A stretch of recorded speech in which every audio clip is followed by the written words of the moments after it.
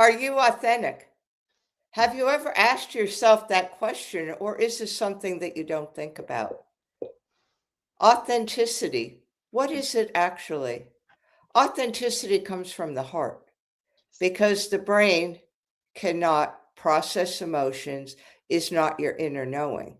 Your brain will tell you what your ego wants you to believe. And sometimes it's like a kid in a candy store because things are so easy now to be quote unquote successful, to make it, that you could pay your way to anything that you want to be. And sometimes the brain gets confused with that. It's looking at everything and saying, oh, yes, I want that magazine cover. Oh, yes, I want that award. Oh, my goodness, I could get this done. I could get that done. I could do this. I could do that. Oh, my goodness, I could be famous for 5 minutes. Yes, I'll do all that. And that's not authenticity. That's just feeding your ego. And that's our discussion today is authenticity, and where does it come from? And are you authentic? Do you want to be authentic? Maybe you don't. With AI, it's hard to know what's authentic and what isn't. I'm Teresa Palmer.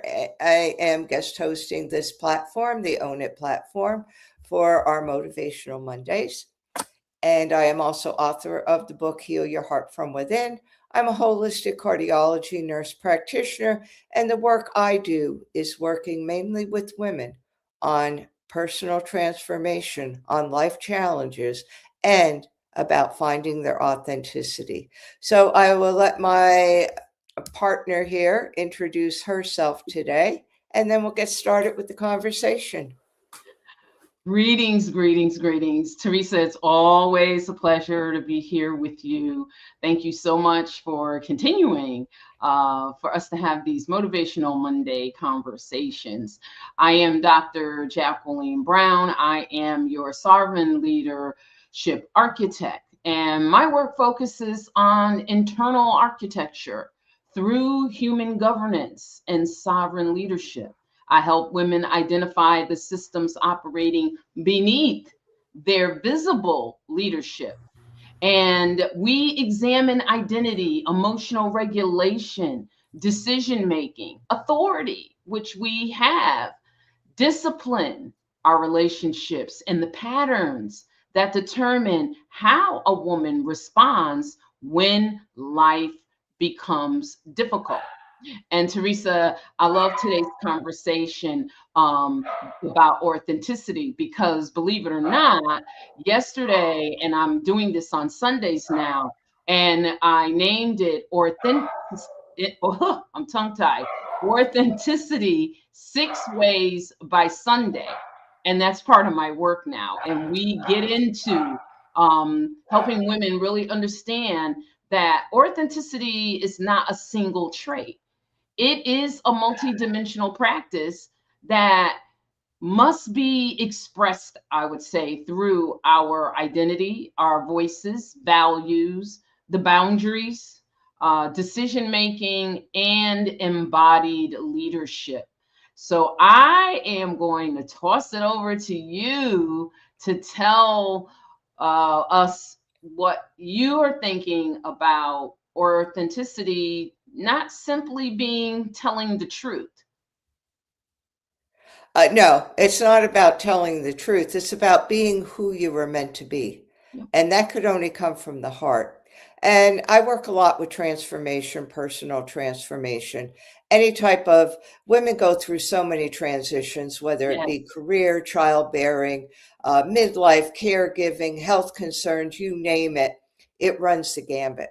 And Hmm. what women do during those periods of their life is they transform, they change. Yes. But too often they look to their head and they look for outside things. They change their Hmm. habits, they change their mindset. There's a lot about thinking positive, and I'm not knocking that, but there's a difference between thinking positive and actually taking action and believing things. Those are two Hmm. different things. So women a lot of times just try to push themselves faster and faster, harder and harder, because they think that the transformation and authenticity is becoming somebody else. Hmm. And it's not. It's about becoming who you were meant to be. And that's about connecting with yourself, connecting with your heart. Mm-hmm. As children, we're authentic. You don't see children, they may play make believe. They may think they're the Queen of England, dress up, put on a tiara, but that's not what they're striving to be in real life. They know that that's a game. That's make believe. That's something they play. And then they go back to being who they are Mm-hmm. when they're playing, when they're at home, when they're in school. They're just who they are. And that's because they're tapping into their authenticity because children connect with their heart. As we become adults, we lose that because society tells us to be in our head and not in our heart. So then we try to be logical. And then we look at things and we say, oh, okay, well, if I change this habit, this will happen. If I think this way, this will happen. If I push myself harder, if I just get this one more thing, this will happen. And yeah, there's some value to that, to things outside yourself. But if you don't know who you are, none of that is going to be lasting change. You're going to be on that hamster wheel. And every time there's a life transition, whether it be a career, or a marriage, a childbirth, menopause, anything, you're going to go back through that hamster wheel. You're going to land up being frustrated, anxious, sometimes depressed, and not happy with yourself. Mm-hmm. And you're going to say, well, nothing works. It doesn't work unless you engage yourself. And that's what authenticity is all about. It's all about knowing who you are. So the first question to ask yourself is, what am I feeling right now? Mm-hmm. It may not be easy for some people to answer because we're used to suppressing those emotions. We're Absolutely. told not to have emotions. The Mm-hmm. women are too emotional. Well, no, they're not. Right. It's just a fallacy that society has gotten us to believe. Mm-hmm. And then the second question is, what do I need? What do I need? And think about that because we always try to go with what other people need. I'm not saying don't be there for others. That's important, but first you have to show up for yourself. And if you can't take care of yourself, you certainly can't take care of anybody else. But we don't see it that way Mm-hmm. because, again, society, will say, oh my goodness, you're out there playing pickleball when you could be with your granddaughter and your grandson. What kind of grandparent are you? Oh my goodness. Yeah, and you're being selfish. You mean you're taking that Saturday from 9 to 11 to be with yourself, with your friends playing pickleball, when your poor grandchild is out there at 5 years old playing soccer, won't remember whether you were there or not, but yet you're not being there. Oh my goodness, what a bad grandparent you are. Everybody in the stands is going to say, Teresa's a bad grandparent because she's not there with her kids. That's what we're up against. That is what we're up against. And I'm not trying to insult anybody. Right. What I'm saying is we are so conditioned to doing what other people want us to do, or we believe that they want us to do that, Mm-hmm. that we have no time to be authentic. We have no time to be authentic. We become people pleasers. Right. And as I said earlier, we become like kids in a candy store because you could buy your way into anything right now. Right Yes, now, we the can. big thing is the quote unquote, you can make a Hollywood film. Did you know that? Yes, I You could do. you could make a You Hollywood can, film. you can turn yourself into a singer. Yep, it's very simple to make a Hollywood film right now.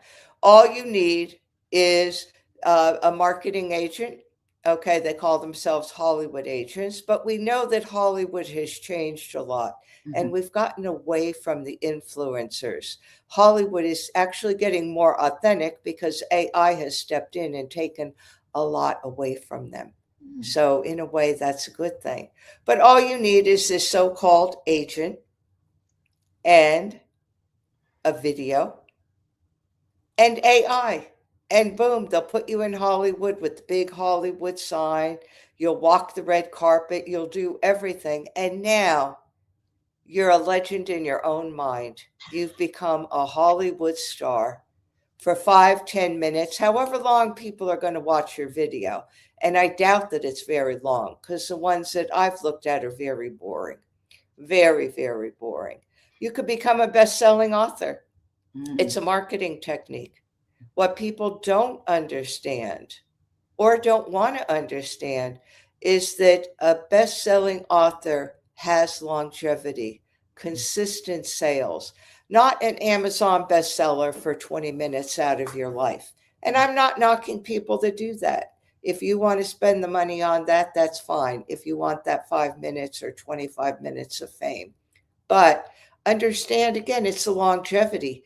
And that is the authenticity, because that's the authenticity of an author whose book has the selling power and the reading power long after that Amazon marketing, Amazon marketing thing is over. I can't think of the right word.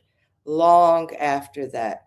So I think we need to start thinking about, are we authentic? Do we have authenticity? Mm-hmm. Are we being who we are? And are we happy with that? Mm-hmm. I don't think we're always happy with that, because if you look at a lot of social media, we want what everybody else has. Mm-hmm. And half of the time, those people don't have that. It's just a smokescreen, or they have something because they bought it. So I think a question, one of my mentors, Sri Dharma Mitra, always said that if somebody offers you something, whether it be an educational award, a book cover, a chance to be in a magazine, a chance to do anything, a chance to go someplace and speak, ask yourself, am I worthy of it? Mm-hmm. Am I worthy of it, or do I just want it? And he always said, if you can't answer that question off the top of your head, that somebody says, oh, I'm having something, a speaking engagement, I'd like you to come and speak. If you can't give an answer of why you should be that person chosen to come and speak, then it's your ego. It's Mm-hmm. not coming from your heart. Mm-hmm. And the second thing is to have discernment, because it's not that they're scams, they're just marketing techniques. And, you land up getting involved with stuff like going to speak someplace, okay, maybe in Europe or whatever. And you find out when you get there that you're only speaking to the other people that paid the airfare, paid for the hotel room. And who's ever organizing it will say, yeah, but that looks good on your resume. That looks so good. Well, no, it doesn't, because anybody that knows what they're doing, if they want to hire you for a speaking engagement, the first thing they check out is what engagements have you done and what kind of crowd, who showed up. And it's so easy to go through the back door, not for us, but for a lot of publicists, publishers, people that are looking for these authentic people. They could find out exactly what you did, how you did it. Mm-hmm. It's no different now than cheating on your resume and saying, oh, I went to school here, I got a bachelor's or a master's, where you really didn't. Years ago, you could do that. I actually worked with somebody about 30 years ago who we thought was a nephrologist, a kidney doctor, and he hadn't finished high school, Wow. and yet he was practicing. But Wow. that's what people did. Mm-hmm. That's what people did, because there was no way of really checking anything. It was limited. But now with computers, with everything, we could find out everything about each other. What's true, the same thing with followers on social media. And in fact, I know just with publishing that social media only counts if you have engagement with your followers. It Mm-hmm. doesn't count the number of followers, it's the engagement. How many of those people are really engaged with you? And they're only engaged with you if you're authentic and they resonate with that and they're authentic. Otherwise, you could buy all the followers you want. If I'm sounding harsh to people, I think this is a reality that we need to confront, because we're getting taken advantage of. because we're not being authentic. We're living through our egos, and our egos are like kids in a candy store. It wants everything.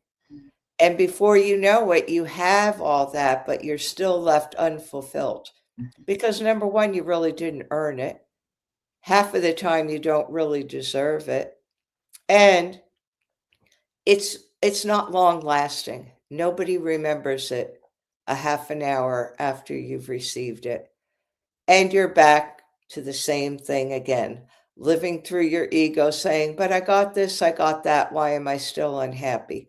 I should be successful. Why am I still unhappy? Because you're not being authentic.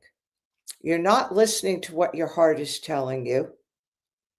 You're not processing and acknowledging and processing your emotions. You're not answering the question, what am I feeling right now? What do I need right now? And looking around, oh, I'd like this, I'd like that. Do I really deserve that? Is that something I really deserve, or is that something I want? So those are the three questions that I think that need answering in order for us to really at least think about being authentic, to really live with that authenticity that I am who I am. And I don't need a whole string of credentials after my name. I don't need to tell you that, you know, I've written a multitude of books, which I haven't. I'm only on my second book, but I don't need to tell you I'm a Hollywood star because I made a Hollywood video. And I don't need to tell you that I've got a whole cabinet full of awards. Hey, because I wanted those awards. That's not making me authentic. That's just trying to sell me to you. And that's only our ego talking. So I know I've said a lot. So, Jacqueline, why don't you step in here? You have said a lot, but what needs to be said? We're in a world where everyone may tend to want to hear everything that's great, good, and glowing, but not have these more difficult conversations. And I always say, if it doesn't apply to you, then you shouldn't be offended. If it does apply to you, don't get offended. Do something about it. And when you said asking those questions, because when we talk about authenticity, it is disciplined alignment of our identity. Is our identity in alignment, and have we disciplined it with our values? The language we use, are we saying one thing in one place and something totally different based on whose ear we have? It's our decisions. Is our authenticity in alignment with our decisions, our conduct, and our responsibility? And so you're right, asking those questions. And I'll add, a little more to the question, in the sense that, is the self that I am presenting, is it governed? Is it governed? Is it integrated? Is it aligned and capable of carrying, when you say deserve it, is it capable of carrying the responsibility that is attached to what my purpose is? And I know that with some women that I've worked with in my practice, sometimes they believe they are being authentic because they're transparent, or they believe that they're authentic because they're outspoken, or they're emotionally expressive. And authenticity is not that. Authenticity is so much deeper than disclosing. Because some things, to be honest, you don't need to disclose. Some things are not wise to disclose, but we tend to want to throw, and I'm going to use the description, it'll sound harsh, we want to vomit all our pain and suffering out on everyone else, and then say, well, I'm being me, I'm being authentic. Well, maybe you should have gone and gotten some healing first, so that when you are expressing yourself authentically, you are actually bringing benefit to someone versus just, throwing it all out there and looking to see where it lands.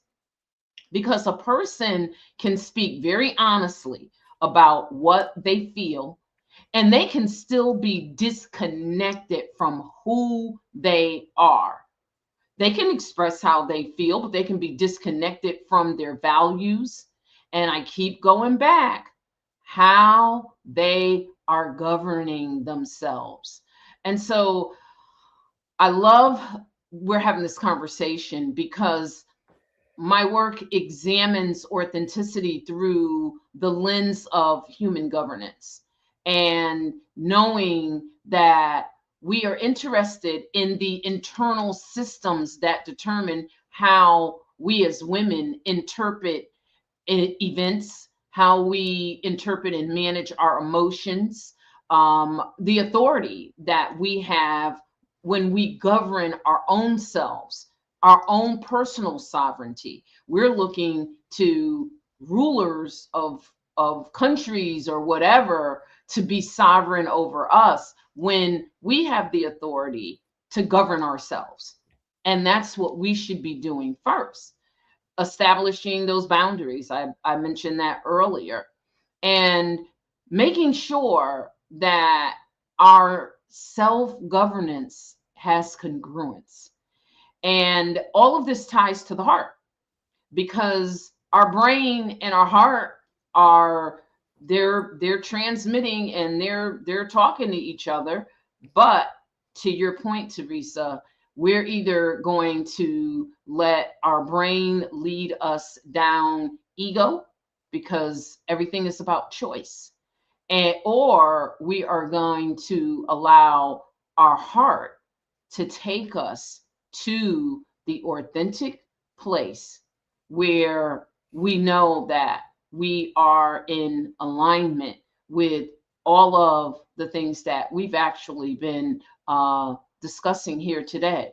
So, when we think about authenticity, it's just not merely people expressing themselves and getting out there and doing a lot of the things, because a lot of that is not in alignment with what people truly believe or how they behave.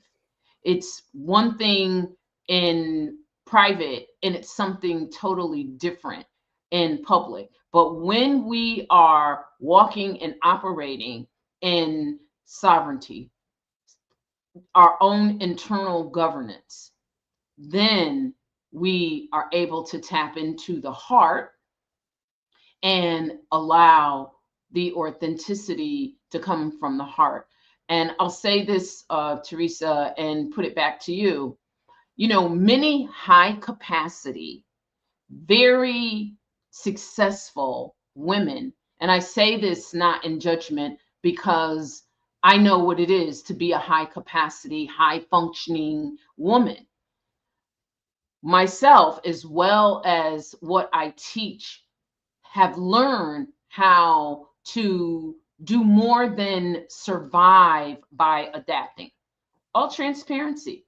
I was a high capacity woman that had to learn how to not just survive by adapting to everything, but I had myself to become exactly what my family needed, what my calling needed, what my purpose in life, what this life needed from me because of my purpose, and leave adaptability, back there. And over time, in my own transformation, I was able to create internal governance and internal stability and integration versus fragmentation and everything being splintered and split up. So women may become highly competent, but still be disconnected from themselves. And I had to bridge and get reconnected to myself. We can be admired, Teresa, publicly, but you know what? We could be exhausted privately. Yeah. So I'm going to put it back to you. Yeah, I think it all comes down to authenticity, any type of transformation. It all starts in the heart. It Yes. doesn't start in the head. That we have to know who we are. We have to Mhm. know, again, the big question is, what am I feeling right now? Yep. What am I feeling right now? The second question is, what do I need? Hmm. And then the third question, if something comes along or you're looking at something or somebody offers you something, the third question is, do I deserve this? Hmm. Do I deserve this? Or is it something I just want? And I Hmm. think if we could stick with those things, we stick with the authenticity. I think things are coming back more to living with our heart, to really understanding that, the heart and brain work together. The heart actually sends more signals and messages to the brain than vice versa. Hmm. And when we could engage our heart in our process and be authentic, those messages going to the brain are authentic because the brain is really more like a computer. Yes, it is. That the brain is really your ego part, your heart is really your soul part. Hmm.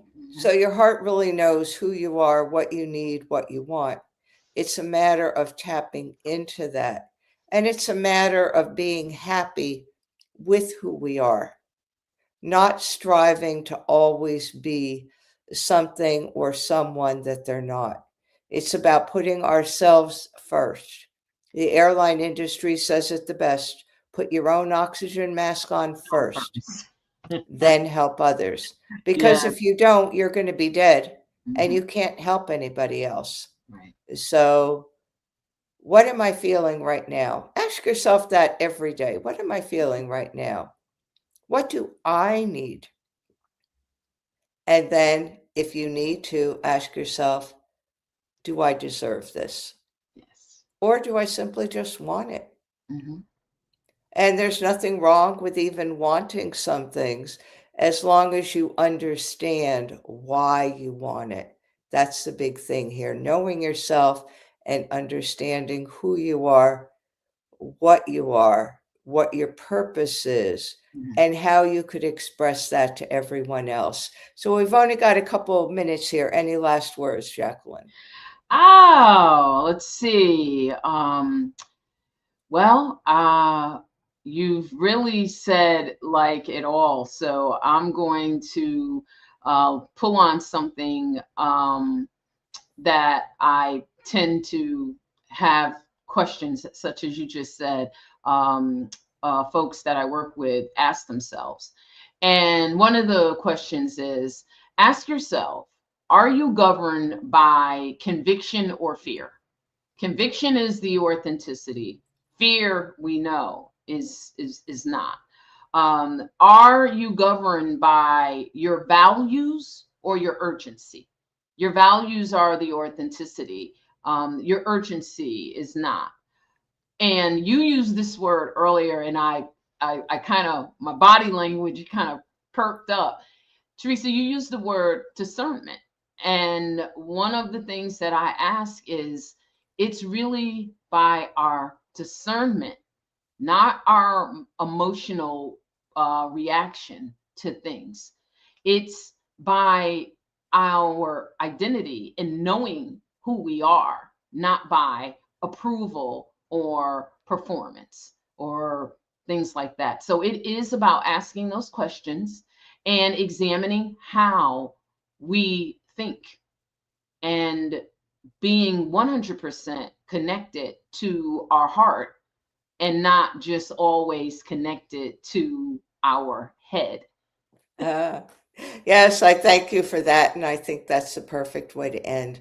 So thank you, who's ever going to listen to this broadcast, the replay of this broadcast, and whoever was listening to us today. Thank you so much. I hope that we did give you something to think about. Yes. Take whatever resonates with you and leave whatever doesn't resonate with you. So Mhm. everyone have a tremendous, tremendous Monday or Tuesday if you're in another part of the world.